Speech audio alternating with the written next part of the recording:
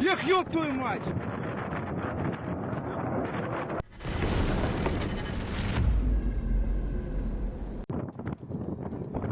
Sources close to the Russian military have reported the loss of a Su-25 jet aircraft of the Russian Aerospace Forces due to an aviation incident. According to Ilya Tumanov, a Russian blogger and the creator of the fighter-bomber Telegram channel, the aircraft was lost in a crash on June 13th. The pilot was rescued and is currently safe. Details regarding the cause of the crash and the exact location of the aircraft's fall have not been disclosed. It is possible that the incident took place near the front line, where Russian forces frequently deploy attack aircraft to launch unguided rockets at Ukrainian positions. Operating Russian jet aircraft, many of which are around 40 years old, is linked to a significant number of accidents. Throughout the Russian-Ukrainian conflict, a considerable portion of Su-25 losses have been attributed to non-combat incidents. In March of this year, the Russian military lost an aircraft during a training flight in the Primorsky Krai. According to aviation blogger Ilya Tumanov, both engines failed mid-flight, leading to the accident. In 2023, 2 Su-25 jet aircraft were lost due to technical issues. One mysteriously crashed into the Sea of Azov during a combat mission, while the other went down in the Belgorod region.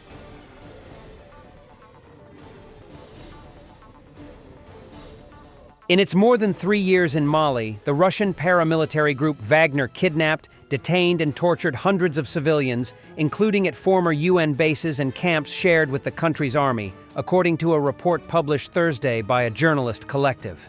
The victims, who were interviewed by a consortium of reporters led by investigative outlet Forbidden Stories, spoke from a refugee camp in neighboring Mauritania about waterboarding, beatings with electrical cables, and being burned with cigarette butts. The investigation revealed that the use of illegal detentions and systematic torture, which sometimes led to death, was similar to that which occurred in Ukraine and Russia.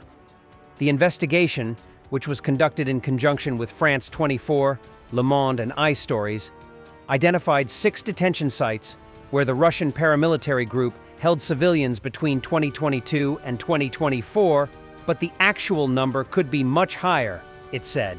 Mali's ruling junta, which seized power in coups in 2020 and 2021, broke off ties with former colonial power France and pivoted towards Russia for political and military support after coming to power.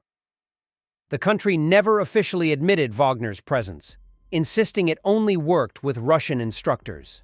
Nonetheless, last week a Telegram channel affiliated with Wagner announced that the Russian paramilitary group was leaving Mali. Its personnel will be reintegrated into its successor, Africa Corps, another paramilitary group with links to the Kremlin, according to diplomatic and security sources who spoke with AFP. For more than 3 years, Mali had relied on Wagner in its fight against jihadists who have killed thousands across the country. The paramilitary group's brutal methods on the ground in Mali have been regularly denounced by human rights groups. A UN report accused Mali's army and foreign fighters of executing at least 500 people during a March 2022 anti-jihadist sweep in Moura, a claim denied by the junta. Western governments believe the foreign fighters were Wagner mercenaries. Last April, bodies were discovered near a Malian military camp, days after the army and Wagner paramilitaries arrested dozens of civilians, most from the Fulani community. Russian forces from the so-called Africa Corps were ambushed by Azawad rebels in Mali, according to the open-source intelligence project War Noir on X. The ambush occurred near the Tuareg town of Kidal, reportedly involving PRB M3A1 anti-tank mines of Belgian origin. The convoy included personnel from both the Malian armed forces and Russian mercenaries from the Africa Corps. According to LSY Africa, 4 Russian mercenaries were killed and 3 others injured in the blast. Photos show a damaged tractor with an empty trailer, suggesting that other vehicles in the convoy were also hit. Witnesses described a significant number of casualties. Attacks targeting Russian paramilitaries in Mali have become increasingly frequent. On February 6th, an ambush targeted a VPK Ural armored vehicle used by Africa Corps fighters. That incident reportedly involved an improvised explosive device with remote detonation capability. In late November 2024, fighters from the Al-Qaeda-affiliated group JNIM, also known as AQIM, attacked a Wagner Group convoy in southern Mali. A vehicle-borne improvised explosive device, VBIED, was used in that attack, which killed 6 Wagner fighters. The group published photos of weapons seized, including 5 AK pattern rifles, a PKM machine gun, and a 12.7mm heavy machine gun. Another large-scale attack took place at the end of 2024, reportedly targeting a joint convoy of Russian personnel and members of Mali's military junta. The vehicle hit was of Chinese origin. Recently, the Wagner Group announced the end of its operations in Mali after 3.5 years. In a public statement, the group claimed its mission had concluded following the restoration of legal control over all regional centers. Wagner's presence in Mali began in 2021 after the coup led by Colonel Assimi Goïta. Russian forces worked closely with the military regime and took part in operations against jihadist groups such as Jama'at Nasr al-Islam wal Muslimin, JNIM, and Islamic State in the Greater Sahara, ISGS. Clashes with the Tuareg-led Coordination of Azawad Movements, CMA, reignited in recent months. A fragile ceasefire in place since 2015 effectively collapsed after the junta dissolved key agreements and undermined the previous peace framework. In late 2024, reports emerged that Tuareg rebels had obtained intelligence and support, enabling them to carry out coordinated attacks on Wagner forces. According to Le Monde, Ukrainian special services were involved in providing training, reconnaissance support, and drones to Tuareg units. Photos published by the Kyiv Post newspaper show fighters with a Ukrainian flag following an ambush on Wagner forces near Kidal. Sources claim Ukraine supplied strategic intelligence on the movements and locations of Russian forces. This support may have been decisive in an attack that reportedly killed at least 84 Wagner personnel. The Taliban managed to restore some of the UH-60A Black Hawk multi-role helicopters destroyed by the Americans during their withdrawal from Afghanistan in August 2021. This is the aircraft that the researcher Lucas Mueller recorded from September 2021 to May 2025.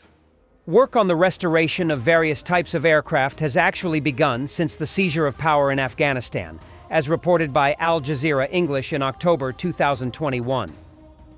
According to the data published by Scramble magazine, as of September 27, 2021, the Taliban captured at least 16 Black Hawk helicopters and their simulators in various technical conditions. They remained at Kabul Hamid Karzai International Airport, at the airbase in Kandahar, and at the Bagram Air Base. A number of other airplanes and helicopters carried pilots and aircrew from Afghanistan to Uzbekistan and Tajikistan. Scramble CT's only one aircraft that flew to Uzbekistan, but it is already reported that as of February 2025, some of the helicopters were taken away from there by the United States. This means that it cannot be the same aircraft. In November 2021, the Taliban announced that it wanted to have its own air force, which it would create without relying on foreign aid. A year later, in November 2022, Oryx published the article, Far From Finished, the Islamic Emirate Air Force, where an estimated 8 helicopters were identified as being in use by the Taliban. 3 of them were identified. It is difficult to say whether there are any duplicates among them. It is also reported that one of the helicopters crashed on September 10, 2022. That is, along with the helicopter lost in 2022, Lucas Mueller identified at least 7 Black Hawk helicopters in active service with the Taliban after 2022. He himself names 6 to 8 helicopters in operation currently in use. According to the Office of the U.S. Special Inspector General for Afghanistan Reconstruction, there were 162 aircraft as of January 1, 2021, as cited by the BBC. Of these, 36 units are UH-60A Black Hawks. Thus, the Taliban managed to restore almost a quarter of the Afghan Air Force's helicopter capability. Thanks for watching, and don't forget to subscribe. Also, if you want to support Warthog Defense, please become our member and get early access to new videos, exclusive members-only videos, and become administrator in comments section. The membership link is in the description.